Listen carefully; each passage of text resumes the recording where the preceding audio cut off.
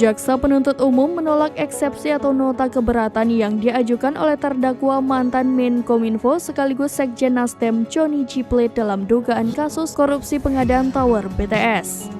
Penolakan itu disampaikan JPU dalam persidangan di Pengadilan Tindak Pidana Korupsi pada Pengadilan Negeri Jakarta Pusat pada Selasa 11 Juli 2023. Penolakan itu lantaran eksepsi yang diajukan oleh Johnny G. Plate melalui tim penasihat hukumnya dianggap telah memasuki materi pokok perkara. Padahal materi pokok perkara merupakan bagian dari pembuktian persidangan. Adapun keberatan terkait materi perkara, Johnny G. Plate sebagai terdakwa dapat menyampaikannya dalam pledoi atau nota pembelaan. Oleh sebab itu, tim JPU meminta agar majelis hakim menyatakan dakwaan telah memenuhi persyaratan formil dan material. Kemudian tim JPU juga meminta agar majelis hakim terus memeriksa dan mengadili perkara ini.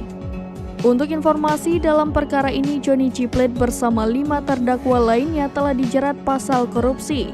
Keenamnya telah didakwa dalam pasal 2 ayat 1 subseder pasal 3 Jungto pasal 18 Undang-Undang Nomor 31 Tahun 1999 tentang pemberantasan tindak pidana korupsi sebagaimana telah diubah dalam Undang-Undang Nomor 20 Tahun 2001 tentang perubahan atas Undang-Undang Nomor 31 Tahun 1999 tentang pemberantasan tindak pidana korupsi Jungto pasal 55 ayat 1 ke 1 KUHP.